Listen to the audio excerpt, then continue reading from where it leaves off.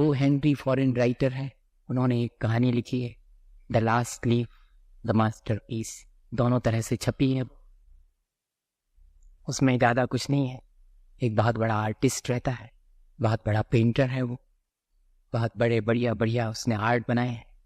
उससे जब लोग पूछा करते हैं कि अब आप इतने बुजुर्ग हो गए हैं, अपना ये आर्ट, ये अपना जो आपने कला सीखी है उसको किसी को दे के जाइएगा और अपने जीवन में कोई ऐसी कृति बनाए के जाइएगा जिससे कि अमर हो जाए। वो कहता है कि बनाऊंगा, मैं एक मास्टरपीस बनाऊंगा और किसी ना किसी को अपनी ये कला दे करके जाऊंगा। और उसने फिर अपनी कला सिखाने के लिए एक पूरा अपने घर में इंस्टीट्यूट खोल लिया। बहुत सारे लोग उसके यहाँ पर उसकी कला सीखने वहीं रहने लगे हैं। उसमें से एक बेटी भी है, 20-22 वर्ष की है, बहुत अच्छा उसका हैंड है। वो बहुत प्रिय शिष्य है उस कलाकार की, उस 82 साल के कलाकार की। वो उसे बेटी की तरह अपनी सारी कला सिखाता है। लेकिन क्या करें, कलाकार का दुर्भाग्य कह लें कि अचानक ही एक दिन वो इतनी संवेदनशील है, वो कलाकार, जो कि अपने खिड़की में खड़े हुए एक दिन सामने वृक्ष को देखती है और उसके भीतर एक विचार आता है कि इस वृक्ष में से जितनी पत्तियां गिरती हैं, मेरा जीवन उतना ही कम होता चला जाता है। एक निराशाजनक विचार उसके भीतर पता नहीं कैसे बैठ जाता है और वो रोज रोज खिड़की पे खड़ी होकर के देखती है, आज इतनी पत्तियां गिर गईं, मेरा जीवन भी इतना ही नष्ट हो गया। यह चीज कई लोग उसे समझाते हैं।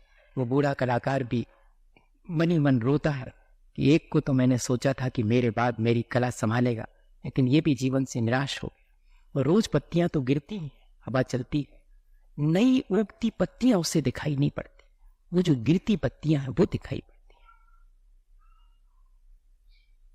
एक दिन ऐसा आता है कि पत्तियां बहुत थोड़ी रह जाती हैं। अब तो वो डर्ट पर जैसे लेट गई है, सारा कुछ निराशा से घिर गया है। जितने भी और कलाकार हैं वे भी उसके चारों तरफ उसे समझाने के लिए जुटे हैं। अब उस इंस्टीट्यूट में कोई कलाकृतियां नहीं बना रहा है, सब उसे संभालने में लगे हुए हैं। कलाकार भी चिंतित है। वो बूढ़ा,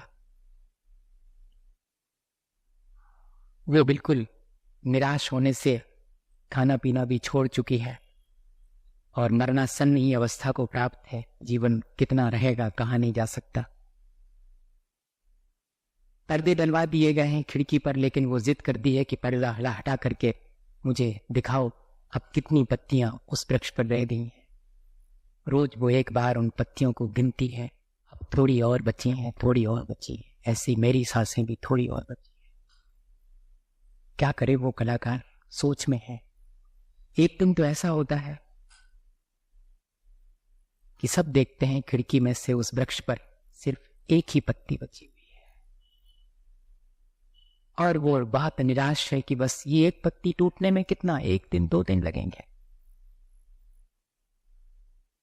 और इतना ही नहीं, उस दिन ऐसी घटना घटती है कि बहुत तेज तेज बारिश आती है, आंधी चलती है, सब दरवाजे खिड़कियां बंद कर दिए जाते हैं, फिर भी बाहर चलने वाली आंधी और बारिश की आवाज तो उसके कानों में पड़ती है।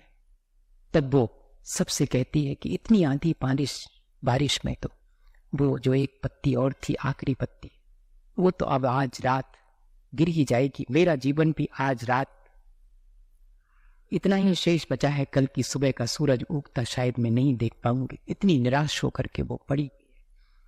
सब उसके लिए प्रार्थनाएं कर रहे हैं, लेकिन वो 82 साल का बूढ़ा कलाकार अचानक रात 12 बजे उसे लगता है कि अब समय आ गया है, मुझे कोई आखिरी कलाकृति बना लेना चाहिए। और वो अपनी सीढ़ी और लालटेन लेकर के घर से बाहर निकल जाता है और सारी रात वो कलाकृति बनाता है। सुबह उसके जीवन में नहीं होती है। वो तो अपने घर के बाहर सीढ़ियों पर लालटेन और सीढ़ियां हाथ में उसके बाजू में दबी हुई हैं और पड़ा हुआ है। लेकिन जब सुबह सुबह वह बेटी, वो कलाकार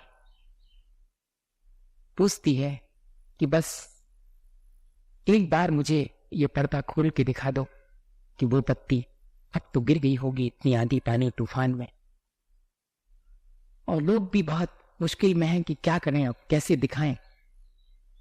सूरज की पहली किरण के साथ ही वे पर्दा हटा करके उसे उठा करके खिड़की के पास दिखाते हैं और खुद भी सोचते हैं कि नहीं दिखेगी पत्ती, लेकिन वे चकित रह जाते हैं कि उस पेड़ पर वो पत्ती अभी भी ज्यों की त्यों लगी हुई है।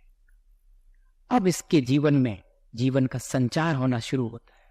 और ये अद्भुत, सारी पत्तियां गिर गई, गिर जावे, आंधी पानी तूफान में ये एक पत्ती सारी रात नहीं गिरी, इसका मतलब है कि मैं भी नहीं मरूंगी।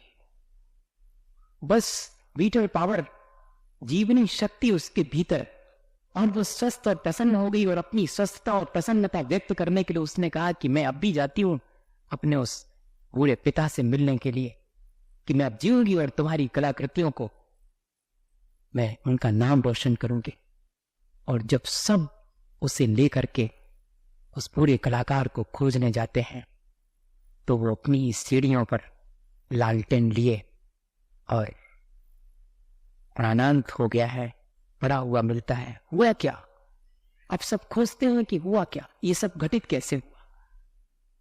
अब मालूम पड़ता है कि उस बुरे कलाकार ने आंधी पानी तूफान में किया क्या था। उसने सिर्फ ये किया था कि उस पेड़ के पास ही एक दीवार थी घर की, उस दीवार पर इस तरह से सारी रात में एक पत्ती ऐसी बनाई थी जो कि उस खिड़की से देखने पर ऐसी मालूम पड़ेगी कि वृक्ष पर टंगी हुई है। और उस पत्ती को सारी रात बनाने में ही उसका जीवन पूर्ण हो गया। आंधी पानी तूफान में उसके प्राणांत हो गए, लेकिन उसका प्रेम हमेशा के लिए अनर्थ हो गया। निस्वार्थ प्रेम, अपना जीवन देकर के भी दूसरे के प्राणों की रक्षा उसने की।